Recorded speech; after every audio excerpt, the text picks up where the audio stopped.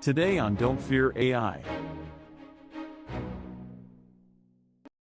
Okay, so the White House has just launched this massive new initiative, something that's supposed to totally reshape scientific discovery using AI. It's called the Genesis Mission. And get this, it's already being compared to some of the biggest, most ambitious projects in American history. So you're probably wondering, what is this thing, really? Why now? And how is it going to change, well, everything? Let's dive in and break it all down. No, it's a huge deal, but beyond those really powerful comparisons, what is the Genesis mission exactly? According to the executive order itself, this is a national mission to kickstart a whole new era of discovery, all powered by AI.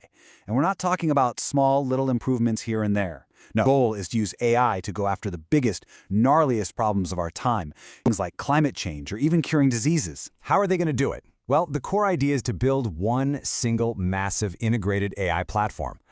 Which of course brings up the big question, why now? Why this huge, ambitious project right at this very moment? Well, the answer really comes down to what's happening on the global stage. And the document doesn't mince words about it, not at all. It frames this whole thing as a key move in a race for global technology dominance in artificial intelligence. So yeah, this isn't just about pure science for the love of discovery. This is about strategy, it's about national security, and it's about making sure America stays at the top of the food chain when it comes to technology. And the potential payoff here is, well, it's huge. Just look at this list. We're not talking about something that's just focused on one little sector. The goals cover everything from dramatically speeding up scientific breakthroughs and beefing up national security to finally achieving energy independence and supercharging the entire economy. Okay, so we've got the what and the why. Now it's time to get into the how. Let's pop the hood and see what this platform is actually made of. At the very heart of the Genesis mission is something called the American Science and Security Platform. This is the engine. It's the core infrastructure. You can almost think of it as the central nervous system that's going to power this whole operation and connect all the different pieces. And this platform is really a whole ecosystem made of 6 core parts. First, you've got the raw horsepower, supercomputers, and secure cloud environments. Then you add the brains, AI models and frameworks, including AI agents that can actually automate research all on their own. Next up are the tools, like AI-powered simulation models that can predict outcomes. On top of that, you have specialized AI. These are foundation models trained specifically for fields like biology or material science. And of course, you need the fuel, which is secure access to all that government and private data. Finally, you even have AI-augmented tools for running actual experiments. Put it all together and you have a complete end-to-end system designed for discovery. You know, one of the most incredible things about this whole plan is the speed. They are not messing around. This isn't some vague 10-year plan. No, this executive order is packed with really aggressive, hard deadlines. In 60 days, 2 months, they have to identify at least 20 huge national science and tech challenges to throw this thing at. In 90 days, they need a complete map of every federal computing resource they can get their hands on. And, this is the kicker, in just 270 days, less than 9 months from now, they have to show off an initial working version of the platform. So, to wrap it all up, what is the Genesis mission? It's a national strategy to build one incredibly powerful centralized AI platform.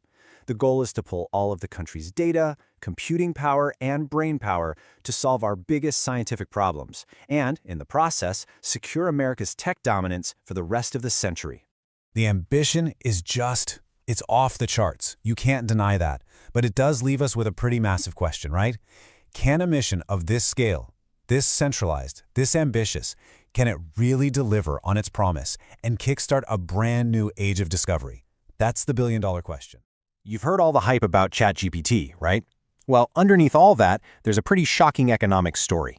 A brand new financial analysis just dropped, and it's built around one staggering number. A number that makes you ask some serious questions about OpenAI's future. $207 billion. And according to this analysis, that's not profit. That's the size of the financial hole OpenAI might have to fill just to make it. So that's the big question, isn't it? How on earth can the company behind ChatGPT, probably the most talked about company in the world right now, be staring down a funding gap that massive? It seems crazy.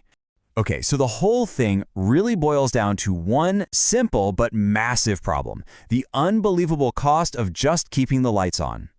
Someone in a recent analysis put it pretty bluntly. They called OpenAI a money pit with a website on top. And, that really gets to the core of the issue. They've got this incredible, world-changing product, for sure. But the whole thing is built on a financial foundation that is just insanely expensive. So what are they spending all this money on? Well, it's something called cloud compute. And what that means is, basically, OpenAI doesn't own the giant warehouses full of servers that it needs to run its AI. Nope, it rents them. It rents all that computing power from giants like Microsoft and Amazon. The analysis highlights some deals from late 2025, $250 billion from Microsoft, another $38 billion from Amazon. And if you project that out to 2030, the total rental bill could hit, wait for it, almost $800 billion. It's just mind-boggling. So let's flip the coin and look at OpenAI's strategy for trying to get ahead of these massive costs. Step 1, it's all about users. Massive user growth. The plan is to go from about 800 million users today to a jaw-dropping 3 billion by the year 2030. But, and this is a big but, here's the catch. Even if they hit that huge user number, the forecast assumes that a whopping 90% of them are still going to be using it for free. So the entire business model really comes down to successfully converting that tiny 10% slice of the pie into paying subscribers. So how do they plan to make money from those users? Well, the strategy has kind of three main parts. First, obviously, convert as many free users as possible to paid subscriptions. Second, they're going to try to grab a slice of the digital advertising market, about 2%. And third, and this is a big one, they want to go after big businesses, aiming to capture a huge 37% of the market for enterprise AI solutions. Now, if they pull all that off, the revenue growth is projected to be, and I'm quoting the analysts here, gangbusters. I mean, truly huge numbers. But this is where our story takes a really sober turn. Because even that incredible gangbusters growth might not be enough. This is the bottom line. This is where the math gets really real. By 2030, you take those massive cloud costs, almost $800 billion. Then you add back in all the money they're projected to make, their cash flow, any other funds they have, and at the end of the day, you're still left with a hole. A gap of $207 billion. That's the number we started with. That's the hole that needs to be filled. Why in the world would anyone, Microsoft, investors, you name it, keep pouring billions and billions of dollars into a company that looks like this on paper?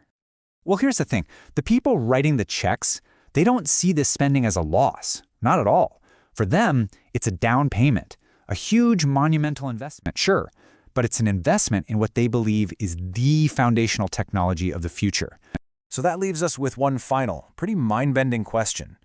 If the ultimate prize isn't just a successful company, but a piece of the entire future of the global economy, then maybe a $207 billion gap to get there isn't such a big ask after all. Now that is the OpenAI gamble.